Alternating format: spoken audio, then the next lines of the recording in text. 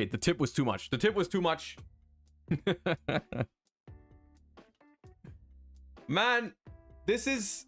It's a very... I mean, the thing is, right? If you draw Quem, Runick, Bystial, it's completely nuts. Right? Quem, Runick, Bystial is completely nuts.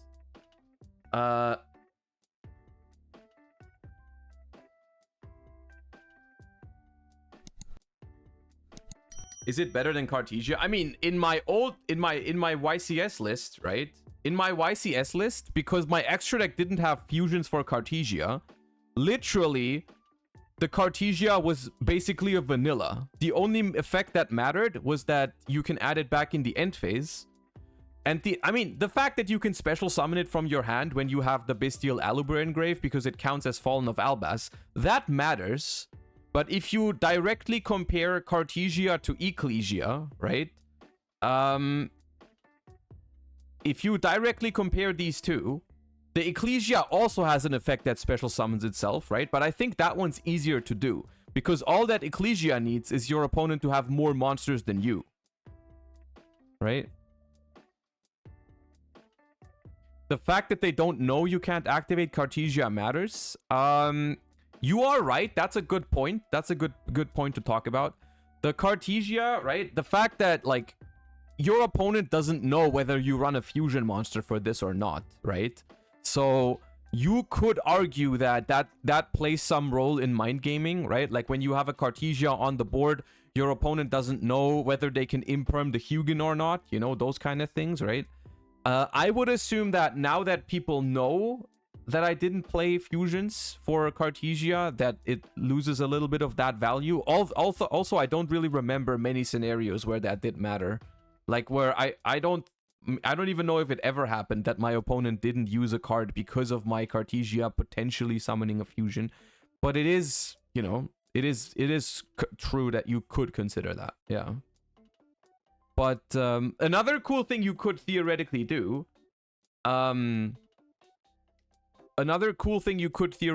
is you could play Cartesia with fusions again now, right? Like you could do that. You could go one step further and be like, yeah, now that everyone thinks you don't play fusions, you start playing Grand Guignol, so you can do some stuff with that, right? It's an interesting back and forth. But I do like the Quem Ecclesia Golden Sword Soul lines. Because I'm pretty sure, like, I mean, hold up. Let me look at this really quick. If you have one Bystial card, let's say you have Serenir, like earlier. One Runick and Quem, right? Just one Runick. We just ignore the rest of the hand for now. You go Quem, you send Ecclesia, you go Curses, summon Hugin, you chain block your Hugin from Ash by discarding one other card in your hand, right? Then Quem brings back the Ecclesia. You grab Fountain, or not if you don't have anything to discard, right? But theoretically you grab Fountain. You use Ecclesia. You summon Golden Sword Soul. This is summon number 4, which is important because you still, even if they have Nib, hold up, I'll show you. Even if they have Nib, right? You go with this. You summon Tri-Edge. This draws you a card. So cards drawn, you know, 1. If they have Nib, they have to Nib you here, right? And then you can still Serenir and Golden Sword Soul to make a level 10 synchro anyways. But let's say they don't have Nib. Normal line would be summon Baron. And then Serenir banishes, I think, a tuner? No, you don't need to banish it. You probably banish the Tri-Edge. That triggers the Golden Sword Soul because if a monster is banished face up, banish this card from field or grave, special a light spellcaster from hand or grave whose attack equals its own defense. So you banish this to bring back the Quem or the Ecclesia. You can make another level 10 synchro here, but I would probably say make this pattern, right? Then you trigger the Serenir. Obviously, this is different if this is Magna or if it's Lubellion directly. You can do different things, but let's just assume Serenir for now. This goes to the graveyard. This pattern brings the Golden Sword Soul back into rotation, which I think is really cool. And then you tribute the Dispatter for the Lubellion. Right? This places the Regained.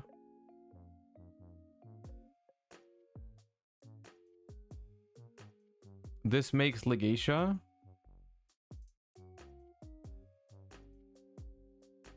Which draws a card. So we've drawn 2 cards already. We've invested 3, so we still have 4 cards left in hand. And if you have a Runick, I mean, it changes if you have a Runick. Right? It changes if you have a Runick card. But, I mean, it only gets infinitely better, right? It only gets infinitely better if you have a Runick, because you get to draw more cards. You get to make, like, SP. You can make other Synchros if you want to. The Regained will bring back the Dispatter as well, right? It is kind of nice. It is kind of nice. This. And then the cool thing on the opponent, like this goes back into your hand, right?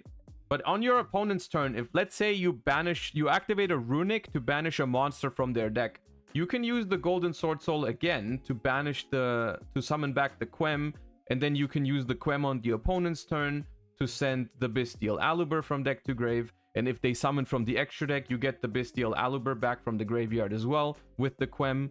So it's just like a lot of extra bodies from the Golden Sword Soul that they have to deal with, right? Like they have to attack these, otherwise you have infinite tuners next turn. Or let's say you end on SP because you have let's say you draw an extra Runick from Legacia. So you summon like another Runick from the extra deck, draw 2 with Fountain, and then you end on SP this way. Right? You end on SP. And they go battle phase to force your SP first, right? And then in the main phase 2, they summon from the extra deck, and you just you use Golden Sword Soul, bring back Quem, and suddenly in their main phase 2, you get 2 tuners that if they can't deal with them, they fuck them up, right? And then Regained brings back this pattern. It is very nice. I like it. The more I look at it, the more, I mean, I don't know, man. Would you really cut Duality to play like triple Ecclesia? Because the thing about Ecclesia is that Ecclesia also is better than Cartesia alone. Right? Because Ecclesia alone is still 2 tuners, right? Because you go Ecclesia into Golden Sword Soul, and then later on when something is banished, the Golden Sword Soul brings back the Ecclesia.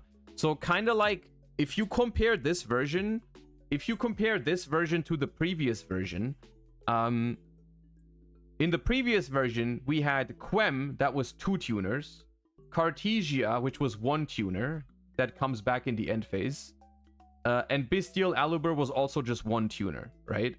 Now, we have Quem, which is 3 tuners, Ecclesia, which is 2 tuners, so Ecclesia is like the power level of Quem from before. A little bit more situational because it's not immediately 2 tuners. It doesn't chain block your Hugin and so on and so forth. But like Quem is now 3 tuners. Ecclesia is now 2 tuners. Golden Sword Soul is 1 tuner, which isn't great, but it's not worse than what Cartesia did before. And then Bystial Aluber is still vibing, right? But I don't know exactly which number you play all these in, right? I don't know exactly how much, because like I do like Duality still. I do like Duality still, but it's definitely the most cuttable card from the deck, right? Like if you want to cut something from the deck, it's probably Duality or 1 Regained.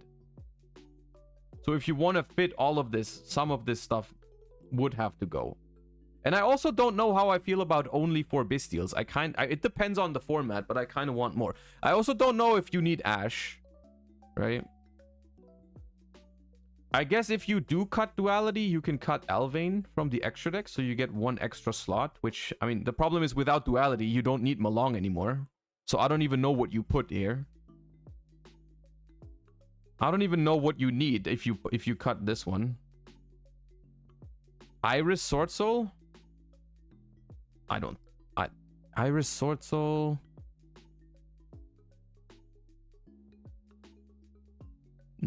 probably not, no.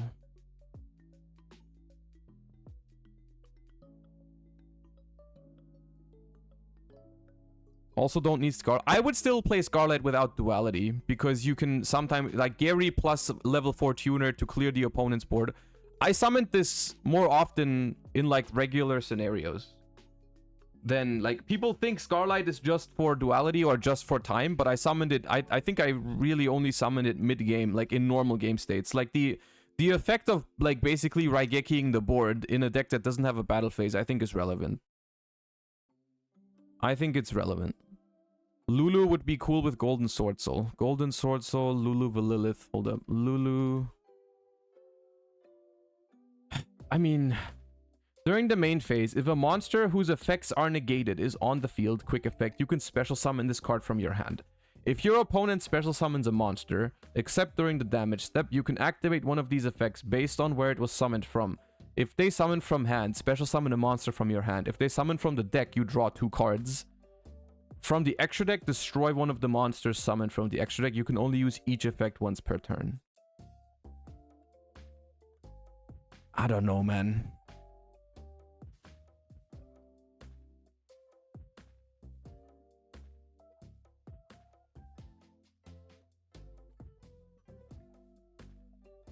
I don't know. You can summon Iris with Ecclesia. I mean, it is... Hold up. It is true. It is true.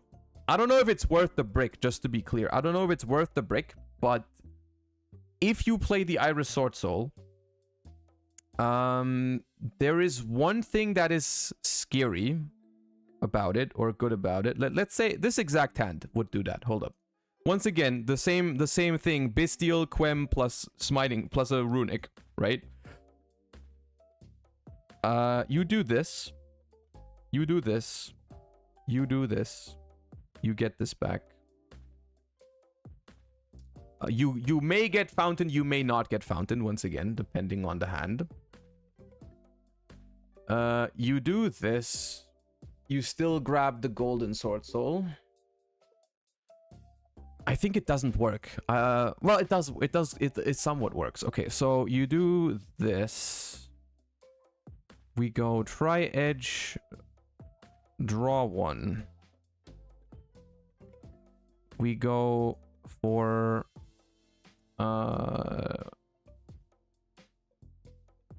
Where's my Tri-Edge? Oh no, I already did. Okay, level 10 now. Level 10. I was confused. So this. In this hand, I mean, you would have Magna, which is like... Having Lubellion is definitely the most luxury thing you could do.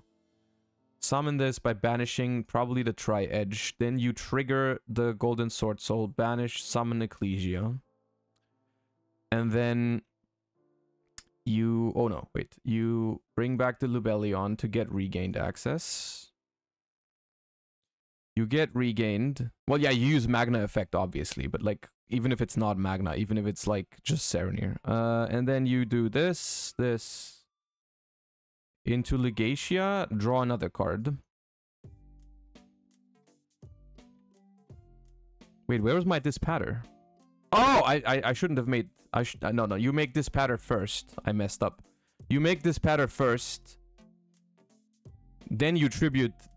You bring the Golden Sword Soul back, and then you tribute Dispatter for the Lubellion. I skipped a step from earlier. This, and now you make the Legacia and draw a card. This way. So that way this pattern is in the graveyard for the regained. And then you bring back the Golden Sword. So the combo doesn't work with Magma and Druis. Well, the combo doesn't work exactly the same with Magma and Druis. But then you just, with Magma or Druis, you just get a second level 10 instead, which is also fine. You just end on like Baron plus Chengying, which is also okay. What does this have to do with Iris? Okay, watch. Okay, so opponent's turn, right? We have at least like 4. How many cards in that? 4. This goes back to hand. On the opponent's turn, if we manage to banish a card with a Runick card, or if we make SP or anything like that, right? Like if we have more extenders, we can make SP, draw with Fountain. If we banish a monster face up, we can use the Golden Sword Soul to special... We can either special Ecclesia from hand immediately, right, to bring out the Golden Sword Soul, or we can summon Quem from the graveyard, send another Ecclesia from deck to the graveyard, and then when a card leaves the extra deck because our opponent plays the game of Yu-Gi-Oh, we can bring back the Ecclesia, and this thing can now quick effect summon out the Iris Sword Soul, which is just another layer of disruption on our opponent's turn. Because now, if they summon something from hand, we can summon from hand. If they summon from deck, we draw 2 cards. If they summon from extra deck, we can destroy the thing from the extra deck, right? So it's kind of like it's a brick. It's a brick that would make this opening even stronger, right? So in some ways it could be win more, because I'm gonna be honest with you, if we ever get to do all this, if we go first with Quem, Runick, and the Bystial, I'm probably not losing the game. I'm probably not losing the game, honestly. Like that usually doesn't happen, right? But in theory, I see where you're coming from with that idea. I see what you're saying, right? Albaz, but then make what? I mean, yeah, you can play Albaz for the same thing, but like you don't have the fusion monsters for that. Like you'd have to play like there's nothing you can do. You can't really do anything with Albaz. You simply don't have the extra deck space for it. Yeah. And this is, by the way, this is what I love so much about the design of like Quem, Ecclesia, Cartesia when you are not locked into freaking fusion monsters. This is what I mean when I say I find it sad that Branded Fusion is the entire centerpiece of Branded, because a lot of the cards are actually so cool if you don't have to lock yourself into fusions. Like a lot of the Bystial and the Tuner stuff is like super cool in my opinion. What's Bystial Aluber for again? Bystial Aluber, if you put Bystial Aluber into your deck, you have a lot higher chance to draw a tuner monster. Like, basically, the entire point of this deck is to open a tuner and a runic, pretty much. If you don't open a tuner, you have trouble getting your runics out of the extra monster zone to keep activating more runics. And if you don't have a tuner, yeah, you basically can't do that. And so what Bystial Aluber does is, because it's a tuner that's called Bystial, it makes it so that your Lubellion can search a tuner worst case, and it also makes it so your Magnamut can search a tuner, because Magnamut obviously searches Lubellion, or the Aluber directly. So if you don't draw a tuner, you have a lot more ways to find one. And it is a suboptimal tuner, because essentially the effect doesn't matter, it's just a vanilla. Like, if you compare Bystial Aluber to something like Quem, it's like a lot worse, but it's better than having no tuner, right? So yeah, Ash feels very meh. I mean, the non-engine in this deck depends a lot. I mean, depending on the format, you can cut Ash and play different non-engine, or even play more engine, right? But it's just like that is something you have to wait. Like, that's the hard part about testing the format right now, is like you have to wait and see what other people play, right? Because also in general, the viability of this deck, I think, depends heavily on what other decks people use, right? How often did the Bystial Tuner come up for you during the 17 rounds? I believe it's 18 rounds, but yeah, it did come up a couple times. Like, I don't know the exact number, and I sided it out a lot. Going second, I like to side out some amount of Lubellions, 1 regained and 1 Aluber, because one thing I like to do a lot with runic decks is side out some of your engine pieces going second, because simply you get an extra card, so you're more likely to see your engine pieces already. Like a tuner, for example, you're much more likely to see a tuner in 6 cards than you are to see a tuner in 5. Right, and so I don't think it's a big deal to side out the Aluber going second, or even side out like 1 or 2 runics going second, because if you draw 6 cards, you are still more likely to draw enough runics than you are when you go first, right? So like siding out something like Dispelling or Smiting Storm going second is something I did a lot, right? Duality with Iris into Dragoon is an option too. I don't think so. I don't think duality should be seen as like a win condition for this deck. Like, I don't think you should try to look for the most broken thing you can summon with duality to win the game. The best use for duality is literally just Alvain, I think. I think you could play Duality just for Alvain and that's it. I would really like to play more targets for it, but I think everything else is like too situational. I think the Fabled Unicorn was okay, but going back, I would have already liked to play the Legacia instead, if I could. Like, if I could go back, I mean, the tournament couldn't have gone any better, so I guess I wouldn't have changed anything, but like, I think moving forward, I wouldn't play the Unicorn anymore and play Legacia instead.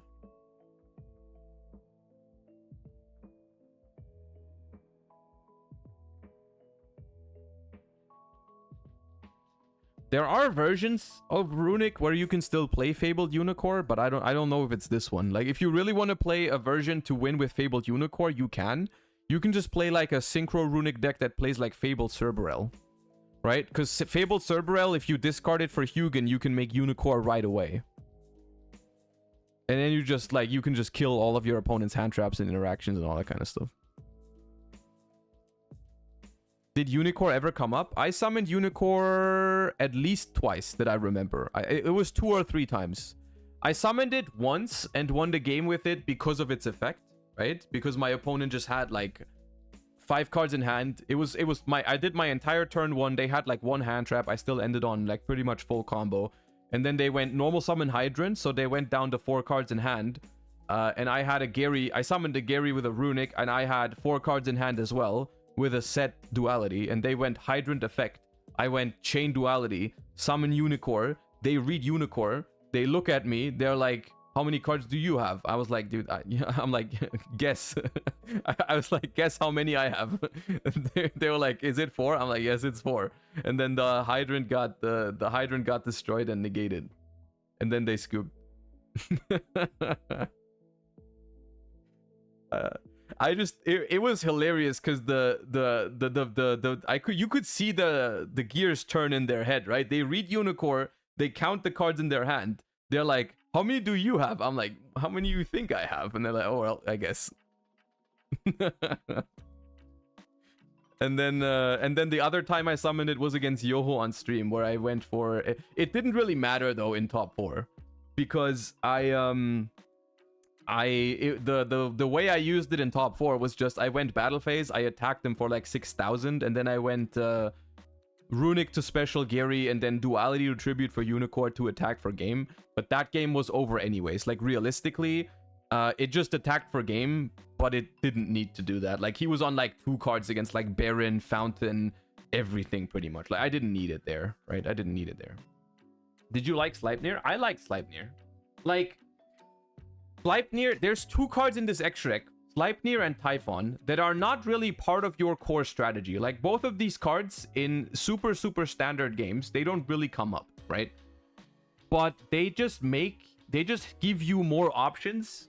It's hard to explain, but these 2 cards being in your extra deck just give you randomly more options in a lot of different scenarios, right? Like, sometimes you go second and your opponent has an Omni Negate on the board and you need to bait it, right? Because it otherwise, like, if they use it on your Hugin, you can't play or anything like that, right? And so the fact that you can just turn a card like Slumber, Dispelling, Smiting Storm, Destruction, like the cards that normally don't bait interaction, right? The fact that you can just turn these into a monster that baits their disruption is insane. Sometimes your opponent just goes battle phase to run over some of your stuff, and you just go summon Sleipnir, banish your monster, right? The synergy with Regain is also really nice. And I just think having that card in your extra deck just makes your deck actively better. If you find yourself not using it much, I don't think it's like criminal to take it out, to replace it with something that comes up more often. But I really enjoyed having the option, and I did summon it quite a couple times. Like, at least, I don't know, 18 matches, at least 5 or 6 times I summoned Sleipnir, which is still a lot less than most of the other cards. I mean, like, Hugin summoned every game, Gary summoned every game, Baron almost every game, Chengying almost every game, Dispatter almost every game, Chaos Angel almost every game, Scarlight maybe 6 or 7 or 8 times, right? Tri-Edge every game, Coral Dragon every game, SP every game. So, like, the only situational cards in this extra deck are Sleipnir, Typhon, and Scarlight. Those are the only ones I didn't summon, like, pretty much every time, because they are not part of the standard game plan, right? So that's not, I don't know. But I'm interested to see how this deck develops moving forward, because I don't think the version that I played was the end all be all perfect version of the deck. I was happy with it at Bologna, but I think there is still some synergies to explore, some stuff to improve upon, because my list wasn't even like a super developed kind of thing, because like I said, I built it on the Friday. And so I think it's I think there's still some possible ways to go with it. I kept drawing regain so much I added Beast. Beast is weird, because if you told me, hey, you're never gonna draw the Beast, I would immediately put it into my deck as an option, but drawing that card just feels so bad. What are your thoughts on the Borreload fusion instead of Scarlight? Furious Dragon, right?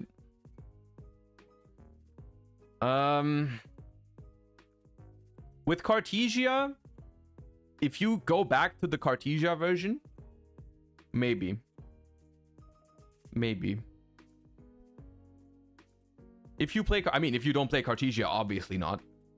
Like just as a duality target, I don't think it's good enough. But I think it's a cool card.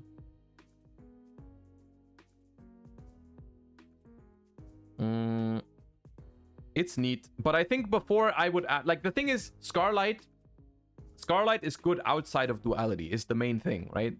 The main thing is that Scarlight actually comes up without duality, because sometimes there are things that you cannot clear and you need to make a level 8 synchro that does it. Like very, very often, I would go Gary, level 4 tuner, make Scarlight, blow up your board because I don't have a battle phase, and then I brought back, you can bring back Lubellion by tributing the Scarlight, right? That's something that comes up. Like, that does happen, right? Which is nice. So I don't think these two should compete with each other. Like, the question is rather, should you play both, maybe? And I think that the extra deck might be a little too tight for that.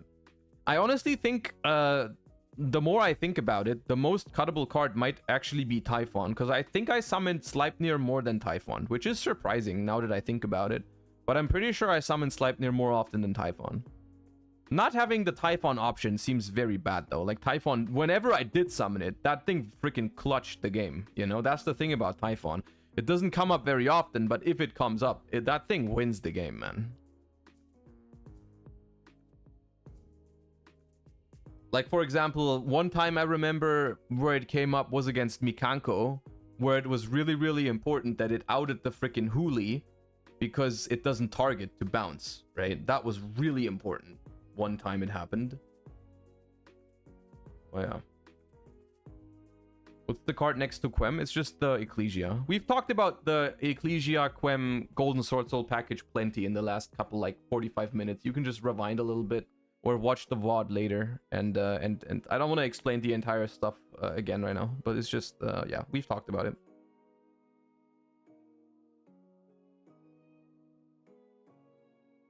Especially with how much you can play on your opponent's turn with the Runics and Cartesia, the special clause isn't too bad. I mean, yeah, like you just play into your opponent's board, and then if it's not quite enough, you just slap a Typhon on something, bounce the last card on their field, and just pass, and then you just have like Fountain, and you just vibe on their turn. That it's a good card in this deck, right? Do you consider cutting Baldrake? I mean, I think there's a if Bystials are bad, right, in the next format, which is possible, right, with less Unchained and without tier limits, or like if Unchained and tier both are not popular anymore, which is likely. Currently it's looking likely. If Bystials just are bad, I honestly think it's probably better to simply play a different Runic deck.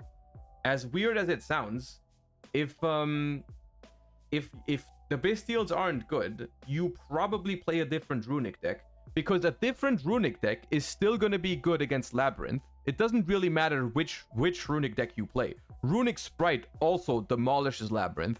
Runic Naturia, rest in peace Sacred Tree, also demolished Labyrinth. It doesn't really matter which version you play, I think. Well, yeah. which runic pile would you recommend when the Bystial Synchro is too expensive? Probably Life Twin Runic Sprite. That deck seems good. That deck seems fine going forward. Like, you can definitely play that. Or Fur Hire if you want to as well. I don't know which one's better between the two. The Life Twin one is more consistent, I think, and less, it has less bricks in it. So like the Life Twin one is like more like consistent and looks more clean and all that. And the Fur Hire one I think has a little bit more of like higher ceiling, you know, like more gas, draw infinite cards, like, you know, that kind, more dopamine. And honestly, Dinkabui still exists, so who knows, maybe you can come up with more crazy runic stuff. It is something that I've always wanted to do, like go into the tank and discover some more runic versions, because I'm gonna be honest, we don't have enough runic versions out there. We need more. Maybe there's something you can experiment with. If Bystials aren't good, I think this deck loses some of its appeal, right? Because that's the biggest appeal, right? Is like normally runic decks don't have a lot of non-engine, but if Bystials are good in the format, this deck just has like a good amount of non-engine. Like, I mean, not like 15 non-engine or something like that, but like my Bologna deck against anything that where Bystials were good, I had 8 non-engine in my deck pretty much. I had 5 Bystials plus 3 Ash in game 1, which was completely fine. And then after siding, that number went up like by a lot more because of like Phantasme Nib Droll. Alright, so yeah. Do you think this deck is good in Master Duel? Yeah, it's playable. It's not like tier 1, but I made Master 1 with it like 2 days ago. It's definitely it's good, yeah. You can play it. Would you keep Quem in even without Bystials? She's still a cracked normal summon. I mean, you could still play like a Quem Runic kind of deck, like Quem Cartesia Runic or Quem Ecclesia Runic. It's not impossible. I could see it, but I don't know. Yeah, maybe.